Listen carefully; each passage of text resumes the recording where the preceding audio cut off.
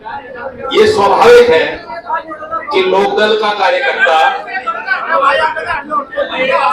जिसे फूल तो कभी मिले नहीं, कांटे ही कांटे मिले हैं, जीवन ही कांटों का है। हाथों में चोट लगती, पांव में चोट लगती, ये किसानी इसका नाम है। दिल पे भी चोट लगती है, जब मंडी जाते हो तब चोट लगती है, फसल खराब हो तब चोट लगती है, बच्चों को नौकरी ना मिले तब चोट लगती है, गुर्बत की चोट लगती है। तो हम तो ऐश और आराम की जिंदगी के आदी नहीं। तो स्वाभाविक है कि जब व्यवस्था में थोड़ा भी मौका मिलता है लोकदल के किसी नुमाइंदे को, तो हमें भी समझ में नहीं आता क्या करें। और हमारा कार्यकर्ता भी थोड़ा पीछे से जाता है, वो लड़ाई लड़ना जानता है, सवाल पूछना जानता है, आलोचना करना जानता है, अपनी बात कहना जानता है। बात मनवाना वो दूसरी कला है, बात बनानी जो पक्की जमीन को उतर जाए, योजना बन जाए, वो दूसरा अनुभव है। चौधरी चरण सिंह को वो बहुत अनुभव था। वे तकनीकी और बारीकी पहलुओं पे नजर रखते थे, पढ़ते थे। चौधरी अजीत सिंह जी 4:30 बजे सुबह उठ के सैर करके सारे दुनिया के अखबार और खबर पढ़ते थे। मुझे कोई बच्ची या किताब देते थे। कोई बात नहीं, मेरी आवाज तो जा रही है। और इस अध्ययन विचार के बाद ही जब उनके पास कोई सत्ता की बागडोर मिलती थी, उनके हाथों में वो काम करते। तो एक तो हमारे कार्यकर्ताओं को, हम सड़क पे रहते हैं, हमारी शैली होती है। आज हम सरकार में हैं, हमारी क्या शैली हो कि इज्जत भी बनी रहे और काम भी हो जाए। ये दोनों काम हमें करने। हमारे प्रतिनिधियों पे भी बहुत भारी दबाव रहता है। ये भी मैं जब इनको मिलता हूँ, मुझे देख के तो मुस्कुरा देते हैं, लेकिन मैं देखता हूँ इन पे बहुत भारी प्रेशर है कि अब हमें थोड़ा सा इतना सा मौका मिला है और काम हमें इतने लोगों के लिए करना है। तो यही लोकतंत्र है। ये कोई बुरा मानने की बात नहीं है। ये जनता का दबाव इसी तरीके से लोकदल के जनप्रतिनिधियों पे, मुझ पे बना रहे और उसमें हम लोग काम करें, आपके कहने पे काम करें, आपके नक्शे कदम पे चलें, आपके दर्द को समझे, आपके दुख दर्द में शामिल हो। अगर हम लोगों की यही शैली रहेगी तो आज जो हमारी पार्टी का अस्तित्व है वो बढ़ के, तो कभी चौधरी अजीत सिंह जी से भी पहले चौधरी चरण सिंह के समय आपके दल का अस्तित्व था, हम दोबारा हासिल करेंगे। आपको खुशी होगी जानकर, कल मैं चंडीगढ़ था। चंडीगढ़ यूनियन टेरिटरी है, हरियाणा और पंजाब दोनों की सदारत, दोनों के राज्यों के नेता, वहीं आवागमन उनका, वहीं राजनीतिक गतिविधि पूरे थी। और मैं एयरपोर्ट पे था, वहां शहीद भगत सिंह की मूर्ति पे जो है अपने पुष्पांजलि करके बहुत मुझे खुशी हुई कि वहां आपके दल के पंजाब तक के लोग, दूर दूर के जिले के लोग आए, जो किसान के नेता रहे, उन्होंने दल को ज्वाइन किया। मैं आपको और खुशी होगी ये बताना चाहता हूँ कि आपके दल की इकाई हाल में उड़ीसा में भी स्थापित हुई। उड़ीसा में भी प्रदेश का अध्यक्ष बन गया। पिछले दिनों राजस्थान में जयपुर में एक अच्छा अधिवेशन हमने किया। आपने सबने क्षेत्र के लोग भी गए होंगे, भरतपुर चुनाव में गए, दोबारा आपने जितवाया सारी परिस्थितियों के बाद। तो वहाँ राजस्थान में भी विधायक है, वहाँ भी लोगों की रुचि है। और मैंने देखा है, झुंझुनू जाओ, सीकर जाओ, किसी भी समाज में चले जाओ, घर में जाके देखोगे अभी भी चौधरी चरण सिंह की तस्वीर आपको वहां मिलेगी। वही कहानी पूर्वांचल में, उत्तर प्रदेश में, बिहार में चुनाव चल रहे हैं, हम लोग वहां चुनाव भले ना लड़ रहे हो, लेकिन चाहे वो मधुबनी हो, चाहे पटना का गांधी मैदान हो, आज भी चौधरी चरण सिंह की आवाज की हुकार और उनकी पहचान लोगों के दिलों में।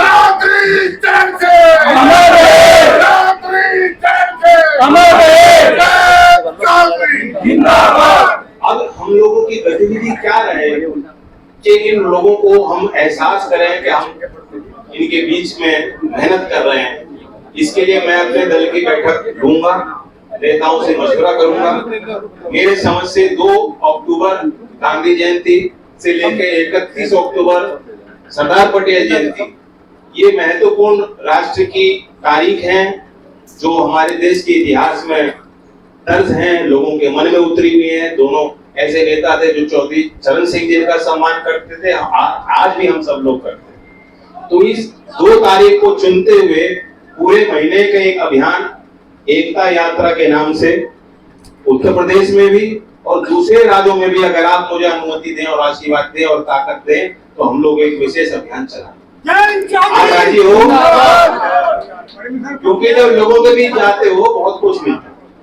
तो इसकी बैठक सभी विधायकगण जो राज्य कार्यकारिणी है, प्रदेश के नेताओं को मैं जल्दी बुला के बैठक करके हम इसकी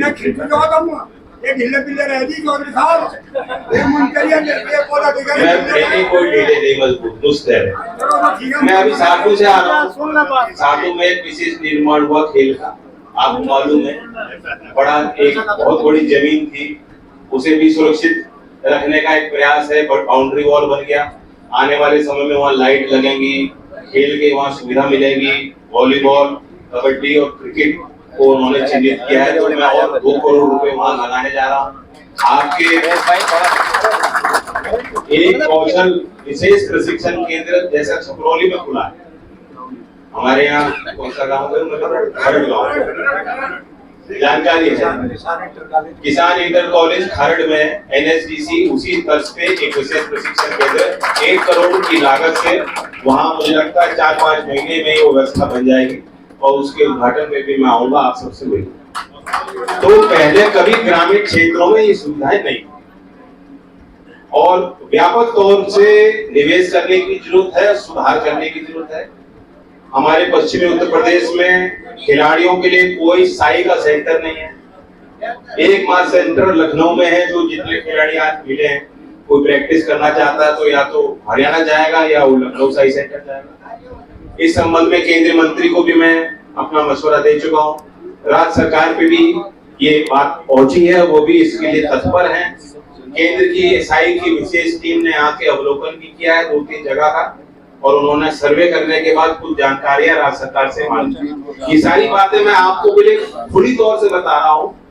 मुझे नहीं मालूम ये चीजें कागज से जमीन तक पहुंचने में कितनी देर लगेगी, लेकिन ये सारी योजनाएं हैं। इंस्टीट्यूट ऑफ नेशनल इंपोर्टेंस, जिसका नाम मैं नहीं लूंगा, लेकिन जो यहाँ पढ़े लिखे नौजवान समझते हैं, जो हायर एजुकेशन की उच्च संस्थानें हैं, उनकी पूरे क्षेत्र में पश्चिमी उत्तर प्रदेश में कमी है और शुरू से ही रही है। तो उस ओर भी, क्योंकि मैं हालांकि स्कूल का डिपार्टमेंट देखता हूं, लेकिन शिक्षा विभाग में मुझे जिम्मेदारी है और केंद्र सरकार में सब सर्वोच्च स्तर पे जो शीर्ष नेतृत्व है उन तक मैं बात पहुंचा चुका हूं कि किसानों की धरती है, ये यहाँ एक औद्योगिकरण की भी जरूरत है और यहाँ शिक्षा के जगत में एक नए प्रयोग की जरूरत है, ताकि आने वाले किसान की पीढ़ियां देश के मुख्य धारा में अपनी जगह बना सके।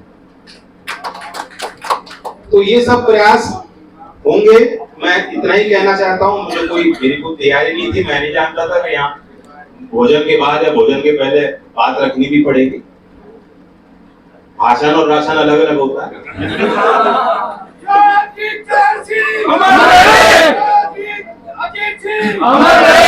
तेजपाल जी की आदत है। आप यूं करो तो मैं आपका नाम आगे से नाम नहीं लूंगा। और इस क्षेत्र का जो मैं जानता हूँ, एकमात्र जो सबसे बड़ा मुद्दा है, समझ गए क्या है, वो भी हम सबके लिए एक बड़ा इशू है। और मैं जानता हूँ राज्यपाल जी हो, हमारा कोई विधायक हो, मंत्री हो, मुख्यमंत्री, क्योंकि राज्य स्तर की बात है, केंद्र सरकार तो FRP बढ़ा रही है खूब, और जो मिनिमम सेलिंग प्राइस शुगर की और एक्सपोर्ट का प्रबंधन चीनी का, जिसपे कुछ प्रतिबंध लगे थे, हाल के दिनों में मैं केंद्र सरकार में बड़ी बात रखी है। मुझे उम्मीद है केंद्र सरकार किसान के हितों में उसका निर्णय लेगी। आप सबको जानकारी होनी चाहिए कि इंडिया और यूनाइटेड किंगडम का जो हमारे मट्टू मियां का नाती जो है पोता जहाँ जा रहा है यूके में, एक विशेष करार हुआ बिना किसी शुल्क के अब दोनों देशों में व्यापार हो। ये बहुत बड़ा अवसर है उत्तर प्रदेश के किसानों के लिए, आगरा के लेदर मैन्युफैक्चरिंग शू मैन्युफैक्चरिंग इंडस्ट्री के लिए, उत्तर प्रदेश के कुटीर उद्योग के लिए, मेरठ के स्पोर्ट्स कोड इंडस्ट्री के लिए एक बेहतरीन अवसर है। आज के समय में आप देख रहे हो दुनिया में सारी चीजें बदल रही हैं। देशों के बीच में जो रिश्ते पहले जहाँ अच्छे थे, मधुर लगते थे, वहाँ खटास, सभी देश अंदरूनी तौर पे देख रहे हैं कि हम अपनी अर्थव्यवस्था को मजबूत कैसे करें, अपने क्षेत्र के उद्योगों को बढ़ावा कैसे दें, हमारे यहाँ ग्राहक अपने यहाँ के जो उत्पाद है उनको खरीदें, उसके लिए प्रधानमंत्री भी प्रेरित करते हैं। साथ ही EFTA जो यूरोप के 4 देश है उनके साथ भारत का करार है। यूरोपियन यूनियन के साथ भी ट्रेड डील की बातचीत चल रही। पूरा यूरोपियन कमीशन भारत आया था लगभग 4 महीने पहले, एक महत्वपूर्ण बैठक में थी, मैं भी उस बैठक में मौजूद था और वहाँ बातें काफी आगे तक पहुंची हैं। मैं विश्वास कर सकता हूँ कि व्यापार के क्षेत्र में ये देश जरूर तरक्की करेगा और मजबूती हासिल करेगा। अभी हम 4थे नंबर पे हैं, दुनिया में 3रे स्थान पे देश की अर्थव्यवस्था पहुंचेगी और देश में आबादी बहुत है। देश में अभी भी अमीर और गरीब के बीच में बहुत बड़ा अंतर है, लेकिन जैसे देश की अर्थव्यवस्था का आकार बढ़ेगा, हमारा कद बढ़ेगा दुनिया में, उसका लाभ गांवों के गरीब और मध्यम वर्ग के लोगों को भी निश्चित मिलना है।